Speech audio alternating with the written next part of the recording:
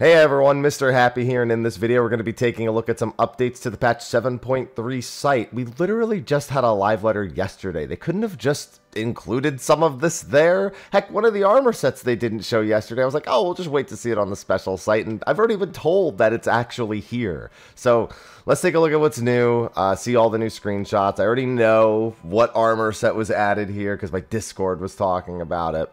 But anyway, let's go through the site. So we can't always just click this on the right hand side. You guys can't see it. You can see the little lip right there with the way I have this cropped. You can see it right there. You ever see like a green dot there? At least I'm assuming it's green. That means you could just click that and it will take you down to the images. So I don't know why it started there. We already have some of these images we've seen. We've seen these first two for the Final Fantasy XI raid. And actually, it'd be easier if I just did this, because then it's going to crop to the middle. Perfect. And then we have an image of Camelot in Juno, who is actually standing in front of Gulul Jaja. So I'm really curious what exactly is happening. So my interpretation of what Surreal Jaw was looking for in the previous patch was a sort of replacement for Gulul Jaja, a place to give each of the heads its own body. I don't know if, unless that's happening here at this point, or it's literally just about to happen. Camelot's standing in front of Gulul Jaja, so maybe he just needed more leaders like that he knew and could trust. So he's just still collecting basically major figures from Final Fantasy XI's lore and story. We also know Eldnarsh is going to be in the raid. It was in the trailer. And then we have a picture of Sandoria. We have a picture of Kufim Island in front of Delkfoot Tower. We saw Gigas.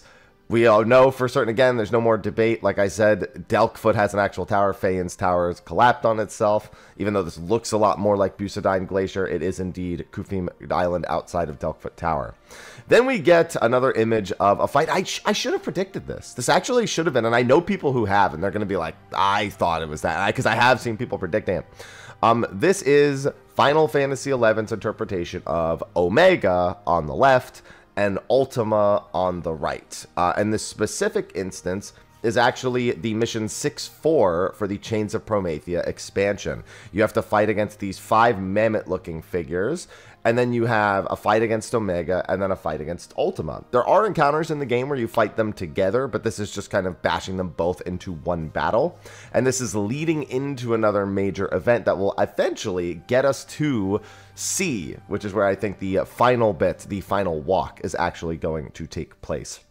So, Omega Ultimate, one of the most difficult story missions in Final Fantasy XI. Chains of Promethea's story missions were kind of overtuned on purpose because there were items you could farm to weaken the bosses. So they basically balanced them as if you had at least some of those items and made it so it was, you could just die in an instant if anything happened. So this is definitely a traumatic experience for a lot of Final Fantasy XI players, having to fail this mission over and over again. Even when you do bring the items, sometimes it just doesn't work out, but rarely did you get all 6 party members bringing the actual items to the fight. Probably won't need those here, but don't be surprised if they show up as a mechanic. If there's some sort of capsule on the ground that we need to actually hit the bosses with or use or utilize in some capacity, it would make complete sense to have that in this encounter.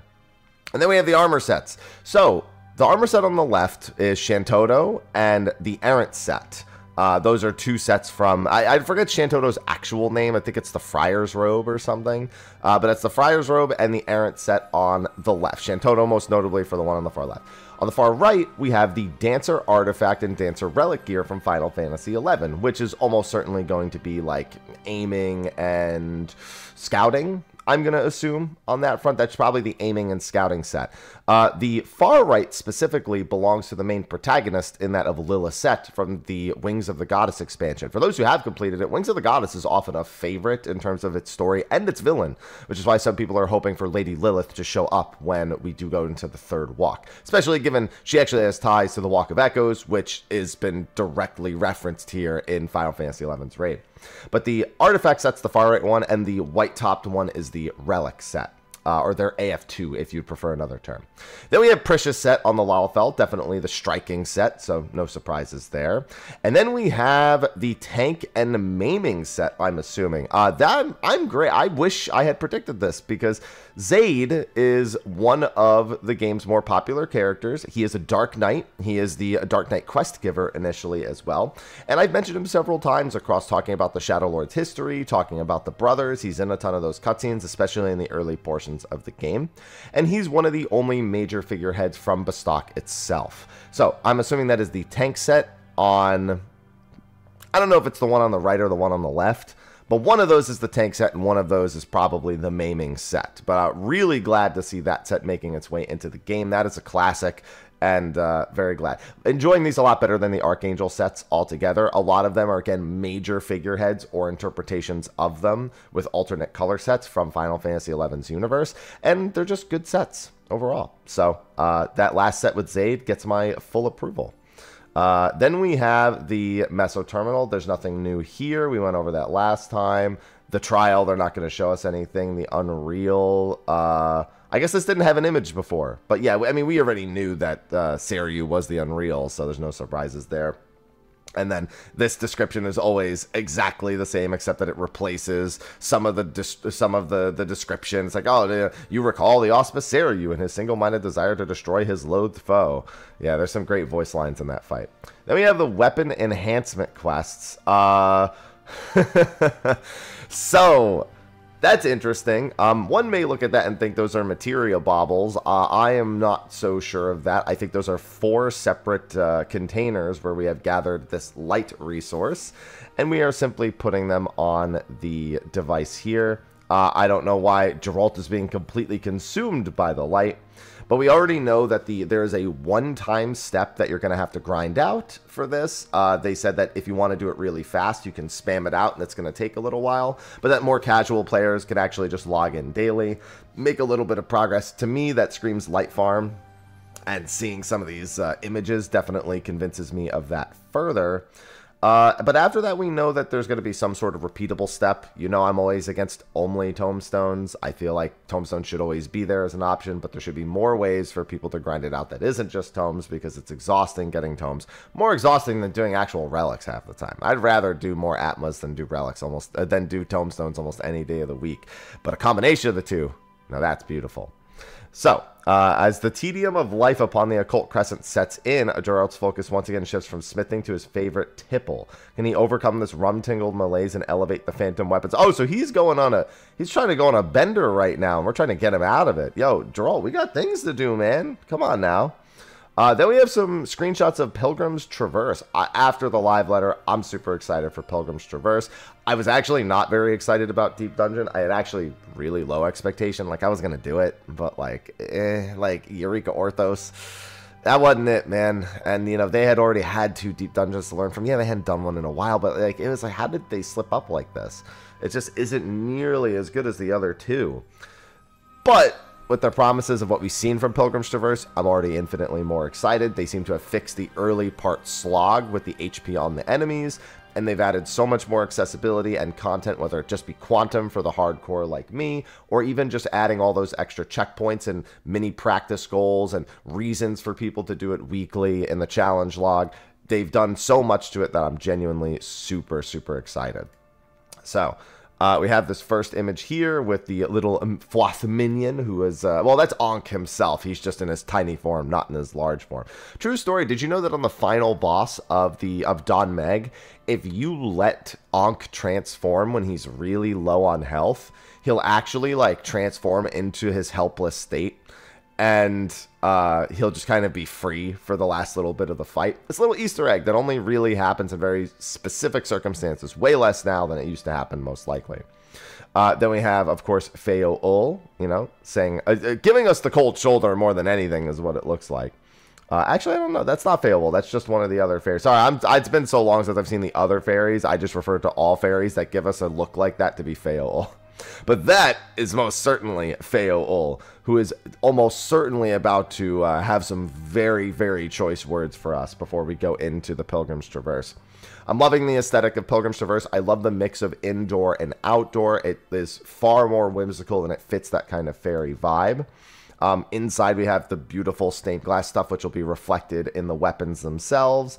And on the outside we have, of course, various lush wildlife and trees. We've seen some of the other screenshots, so we know that, again, the environments mix and match. Even the types of boss rooms are pretty well varied, so super excited. Too bad they didn't include a... Wait, was that... Oh, okay, I got confused because I started on that other image. I thought I had already seen them all. I don't know why it started on that other image, but, you know, here we go. Then we have... Oh, okay, I hadn't seen this one. That's kind of creepy. That almost looks like a face on the left. But we could, that just looks like, you know, Sin Eater goo, which, given what the final boss is, and given that we've already seen a decent bit of things in here, there is definitely still a lingering Sin Eater presence locked away inside of the Pilgrim's Traverse. One that we are going to be dealing with, or one that we really must deal with. And this is also an interesting one. So I'm trying to think of rooms where the center is hollowed out, and all that really comes to mind for me is the later Palace of the Dead floors. There is a floor layout where the center is either is just kind of blocked out, and I really like that layout. This type of layout, if you have the right commanders, site safeties, whatever, or if this is the type of room that you start in when you actually zone into the floor, they're incredibly crucial for having a better time on higher floors, because it's easier to kite and it's easier to manage the space that you have when you have some of these center of the room is blocked off and you can kite around it rooms. So this is actually, it seems like such a minor thing to care about, but I do actually really care about the fact that we're seeing this type of room layout being used here, because it very much informs decisions that'll have to be made in the more solo-centric runs. Even in the non-solo-centric runs, it could be great to have one of those if somebody makes a mistake and you want to kite around while you try to buy a lot of time, especially with Phoenix Downs. They're going to be stackable and usable in combat with a 6-minute cooldown, but like you could actually save a lot of 4-player runs with rooms like that. So definitely keep that in mind when we get to it. Some new screenshots of Cosmic Exploration. We have, of course, the one that we had already seen with these two. And we've already seen the planet's surface, but it's interesting, the effect on the ground. So it's got that kind of like tie-dye, like motion-y effect. I wonder if this is actually the color of the rock and it's kind of always staying still, or if they're going to go for kind of a more supernatural look where these colors kind of like change with the reflection of the light. Or like when you move around, they also move around in a sense, because they do show up in a whole lot of places. Maybe if I go back and watch the trailer, because we do see these kind of like watery chasms where you can see this color. It almost looks like it is like flowing like water into these chasms. It's either that or that is like a little water pool, and it's almost like the colors are coming back up. If anything, it just looks like the colors of the rocks going into the chasm are also different, but you can see... I don't know what colors I'm looking at, I just know they're different. I really like the environment, not the important thing. Cosmic Exploration took a decent amount of scrutiny from its replayability, from its progression systems, and so this is really we need to see what you've learned. It could look as pretty as we want it to, but if I don't feel like doing it, or you don't give me good reasons to do it, then why would I do it? Like, I'll go in there and check it out, and then I'll be like, all right, well... And then it's either good or it's bad, so fingers crossed that it's good and not bad. And that looks like that's it for everything that was added to the special site. Just clicking the media button real quick, make sure I didn't miss anything else with a little green dot. Again, you can see everything that's brand new. Seiryu, Gerald, all the pictures of Pilgrim's Traverse, and all the Cosmic Exploration pictures as well. All right, so it looks like we've covered everything that was new on the media site for patch 7.3. There will surely be some other new stuff over the next week or so, so I will keep an eye on that, and as long as I'm not out on vacation, I'll make sure to get that done for you. But anyway, that is going to be a wrap for this video. Be sure to like and subscribe and stay tuned. I do have some more pieces coming out before 7.3. I'm going on vacation, so I can't promise my same consistent schedule when it comes to like patch note readings and on-day patch. Probably no guides for the actual on-content release, but some first clears, some thoughts videos, stuff like that will definitely be in the pipeline. So thanks for watching. Be sure to like and subscribe, and I will see you all in the next one. Until then, Take care.